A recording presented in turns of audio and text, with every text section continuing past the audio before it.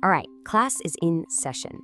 Today, we're going to tackle a really important tax rule that trips up a lot of investors, even the pros. I'm talking about the wash sale rule. So here's our roadmap. First up, what even is a wash sale? Then we'll look at what triggers it and just how wide its scope is. After that, we'll get into the consequences, and they might surprise you.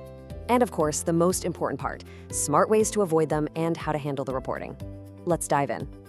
I mean, come on, who hasn't been in this spot, right? You sell a stock at a loss to get that sweet tax break, but then you immediately get that feeling, that fear of missing out, and you just want to buy it right back. Well, you're not alone, and that exact impulse is why the IRS came up with the wash sale rule in the first place. Okay, let's break it all down. At its very heart, the rule is designed to stop investors from playing a little game with their taxes. Think of it like this. The IRS doesn't want you claiming a loss if, in reality, you haven't really changed your economic position. It's to prevent what they'd call phantom losses. So here's the official definition. It's a rule that says you can't claim a tax loss on a stock you sold if you turn around and buy the same thing or something substantially identical within 30 days before or after that sale. The whole point is to make sure that when you claim a loss, you've actually truly parted ways with that investment, at least for a little while. And this is the magic number you have to remember. 61 days. It's a window. It covers the 30 days before you sell, the day you actually make the sale, and then 30 days after you sell. A lot of people forget about that before part. You could accidentally trigger a wash sale by buying new shares and then selling your old ones at a loss a few weeks later. So yeah, that 61-day window is absolutely critical. Let's make this real with a classic example. Imagine you buy 100 shares of, let's call it XYZ Corp, at $100 a share. But, the stock tanks. So you sell all of it at $90 a share, taking a $1,000 loss. You think, okay, at least I can use that loss on my taxes.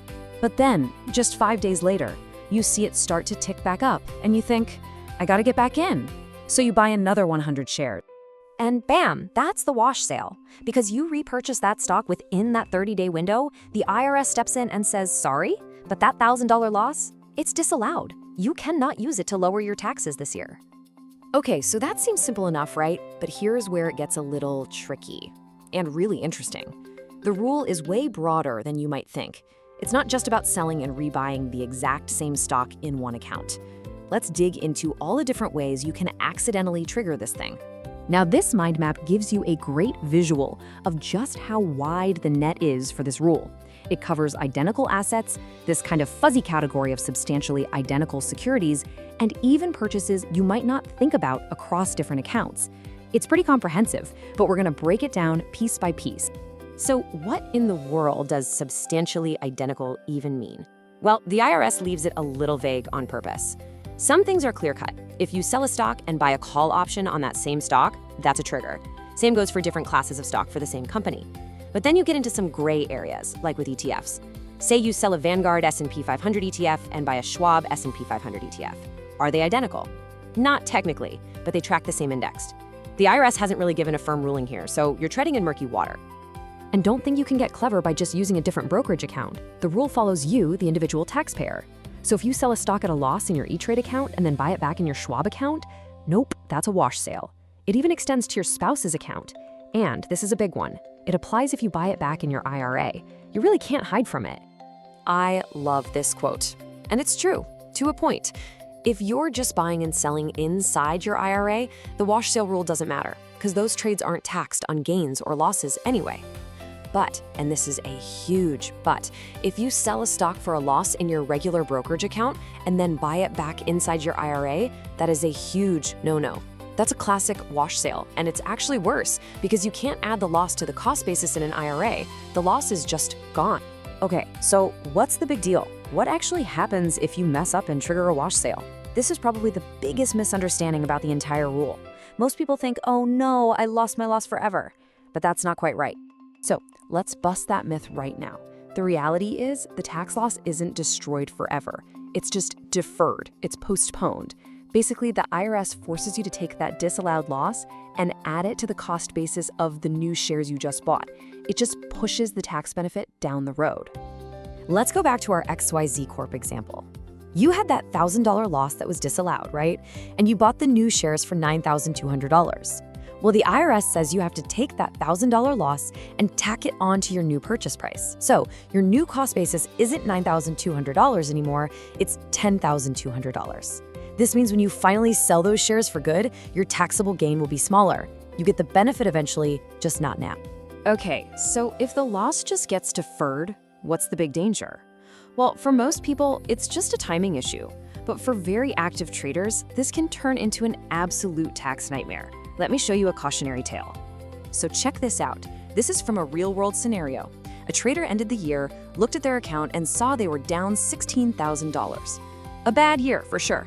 But when it came to taxes, the IRS saw something completely different. The IRS saw a taxable income of $37,000. How is that even possible? Well, because he was trading the same stock over and over. Every single one of his losses, all $53,000 of them, was disallowed as a wash sale and got kicked down the road. So the only thing left for the IRS to see for that tax year were his gains, the $37,000. He ended up with a huge tax bill on money he didn't actually have. It's a perfect, if terrifying, example of why you cannot ignore this rule. Okay, now that I've scared you a little bit, let's talk about the good stuff. How can you be smart about this? Let's get into some practical strategies to manage your losses without breaking the rules. All right, here are your options. The easiest one, just wait. Wait 31 days after you sell before you buy the same thing back. Simple. But what if you want to stay in the market? You can use different assets. Sell an S&P 500 ETF and buy, say, a Russell 2000 ETF. They're related, but definitely not substantially identical. And remember, trades that happen only inside your IRA are fine. And for the real pros, there's a special tax election they can make, but that's a whole other topic. Okay, last but not least, let's talk about the boring but necessary part, the paperwork. Reporting and compliance. So at tax time, your broker's going to send you a Form 1099-B, and they're pretty good at flagging wash sales that happen within that one account. You'll see it in a specific column. But here's the kicker. Your broker doesn't know what you're doing in your other accounts or what your spouse is doing, so the final responsibility to track all of this across all your financial life, that's on you. Look, I know this can get complicated, especially if you have multiple accounts or do a lot of trading, so my best advice is this. When in doubt, please talk to a CPA or a tax professional. It is always a smart move and can save you a world of headache later on. At the end of the day, the wash sale rule is all about timing. It's not designed to take your losses away forever, just to make you prove you're really out of a position. So now that you know the rules of the game, the question is, are you making smart, tactical decisions with your portfolio, or are you making accidental, costly tax mistakes? Understanding this really is the key to turning a potential tax headache into a savvy part of your financial plan.